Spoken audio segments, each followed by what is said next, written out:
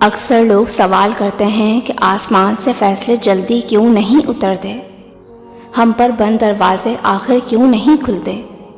لوگ مایوس ہو کر پوچھتے ہیں کہ اللہ صبر کا پھل کب دیتا ہے، وہ طویل انتظار کے بعد بھی آزمائش ختم کیوں نہیں کرتا، کیا اللہ ہم سے ناراض ہے؟ تو یاد رکھو کہ زندگی میں ناکام اور پیچھے رہ جانے والے لوگ وہ ہوتے ہیں جنہیں یہ معلوم ہی نہیں ہوتا کہ ہمت ہارنے کے وقت وہ کامیابی کے کتنا قریب پہنچ چکے ہوتے ہیں، کیونکہ جب کوئی آزمائش اپنی انتہا پر ہوتی ہے تو وہ اپنے آخری مراحل پر ہوتی ہے۔ یاد رکھنا، کامیاب لوگ اپنے فیصلوں سے حالات بدل دیتے ہیں اور ناکام لوگ حالات کے ڈر سے اپنے فیصلے بدل دیتے ہیں۔ شیخ سعدی رحمۃ اللہ علیہ فرماتے ہیں کہ مایوسی اور نا امیدی ایسی دھوپ ہے جو سخت سے سخت وجود کو جلا کر راکھ کر دیتی ہے۔ تو ایک عادت جو تمہیں بہت سا اندرونی حوصلہ بخشے گی، اور وہ ہے مشکل سے مشکل وقت میں اللہ سے نیک گمان، کڑے امتحانوں سے گزرنا، ٹوٹنا بکھرنا اور اس کے باوجود بھی ہر مرتبہ اللہ سے رجوع کرنا، اس ایمان کے ساتھ کہ جس رب نے مجھے اس امتحان کے لیے منتخب کیا ہے وہ اس پر پورا اترنے کا حوصلہ اور ہمت بھی عطا کرتا ہے۔ اللہ قرآن میں فرماتا ہے، اور دیکھو ہم تمہیں آزمائیں گے ضرور، کبھی خوف سے اور کبھی بھوک سے، کبھی مال و جان اور پھلوں میں کمی کر کے، اور جو لوگ ایسے حالت میں بھی صبر سے کام لیں ان کو خوشخبری سنا دو، بے شک صبر اور اللہ سے رجوع وہ بہترین راستہ ہے جو تمہاری ہر ناکامی کو کامیابی میں بدل دیتا ہے۔ تو اگر تمہیں لگتا ہے کہ تمہارے طویل صبر کے بعد بھی تمہاری آزمائش ختم نہیں ہو رہی، تو سنو، اللہ خود تم سے مخاطب ہے، اور حقیقت یہ ہے کہ ہم نے انسان کو پیدا کیا ہے اور اس کے دل میں جو خیالات بھی آتے ہیں ہم ان سے خوب واقف ہیں، یہاں تک کہ ہم اس کی شہ رگ سے بھی زیادہ قریب ہیں۔ اور تمہارے رب کا معاملہ ہرگز تمہارے ساتھ ایسا نہیں جو بات بات پر تمہاری گرفت کرتا ہو اور ایک ذرا سی بات پر پانی ہی پھیر دے۔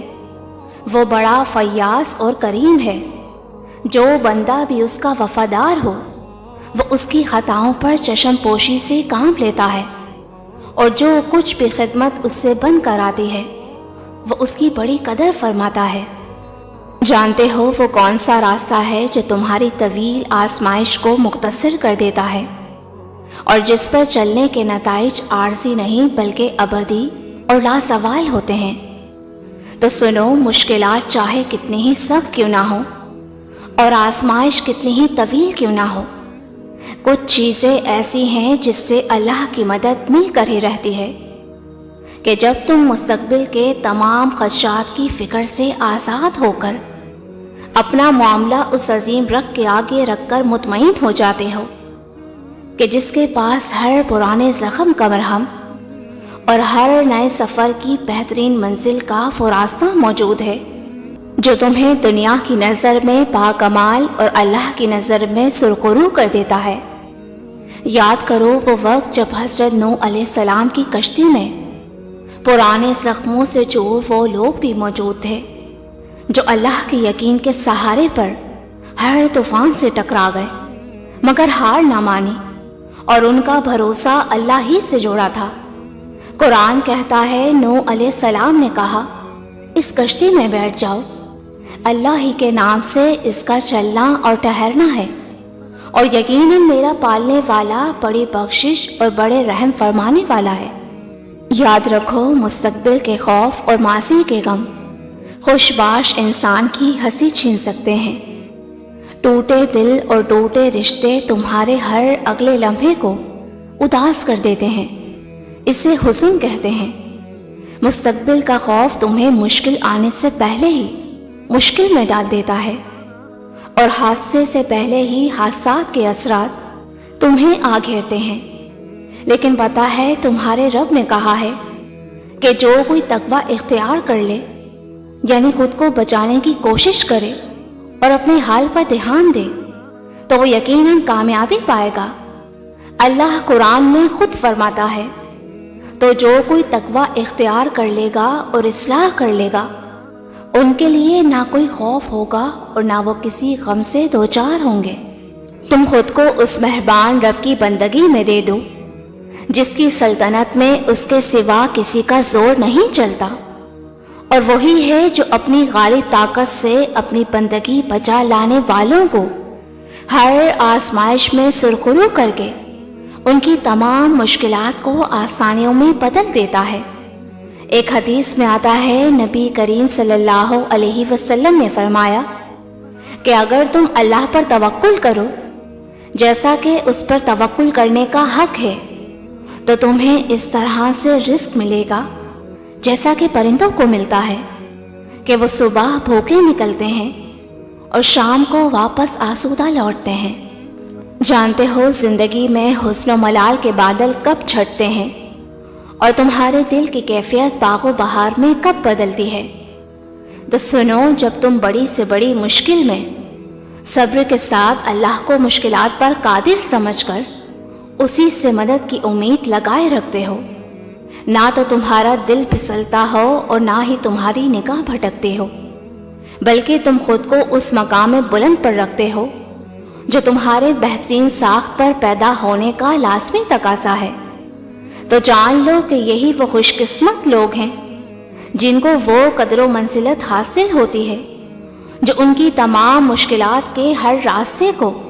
آسان اور سہل کر دیتی ہے۔ قرآن کہتا ہے، اے میرے پروردگار، ہم تیری ہی عبادت کرتے ہیں اور تجھ ہی سے مدد مانگتے ہیں، تو ہم کو سیدھے رستے چلا، ان لوگوں کے رستے جن پر تو اپنا فضل و کرم کرتا رہا، نہ کہ ان پر جن پر غصہ ہوتا رہا، اور نہ گمراہیوں کے۔ اللہ فرماتا ہے، ہر ایک کے لیے ایک رخ ہے جس کی طرف وہ مڑتا ہے، بس تم بھلائیوں کی طرف سبقت کرو، جہاں بھی تم ہوگے اللہ تمہیں پا لے گا اور اس کی قدرت سے کوئی چیز باہر نہیں۔ اگر آج تم پر زندگی تنگ ہے تو سنو، واصف علی واصف کیا خوب فرماتے ہیں کہ کالی گھٹاؤں کے بعد رحمت کی بارش، اور ہر رات کے بعد سورج کی کرنیں، غم کے بعد خوشی اور مشکل کے بعد آسانی، یہ ہر آن بدلتے لمحات اس بات کے شاہد ہیں کہ وقت اور حالات بدل جایا کرتے ہیں۔ جانتے ہو، خوش نصیب تو وہ ہے جسے اللہ خود چنتا ہے، اور اگر تم آزمائش کے لیے چنے گئے ہو تو یہ بات یقینی ہے کہ تم اللہ کے وہی خاص بندے ہو جو ان قریب بڑا دگنا اجر ملتا دیکھو گے۔ یاد رکھو، زندگی کا کوئی خسارہ ایسا نہیں جس کا ازالہ ممکن نہ ہو۔ قرآن کہتا ہے کہ اللہ اپنی مشق کے تمام تقاضے خود پورے کرتا ہے۔ تم ہرگز ان چیزوں کا افسوس نہ کیا کرو جو تمہاری کی گئی تدبیر کے مطابق نہ ہو، اور جو آنسو تم اللہ کی آغوش میں بہاتے ہو، تمہارا رب ان آنسوؤں کا بھرم کبھی نہیں توڑتا۔ دلی دعا ہے اللہ تمہیں جلد ایسی خوشی عطا کرے جو تمہاری آنکھوں کو رلا دے، جو تمہارے تمام غموں کو مٹا دے، جو تمہاری زندگی کو سنوار دے۔ آمین۔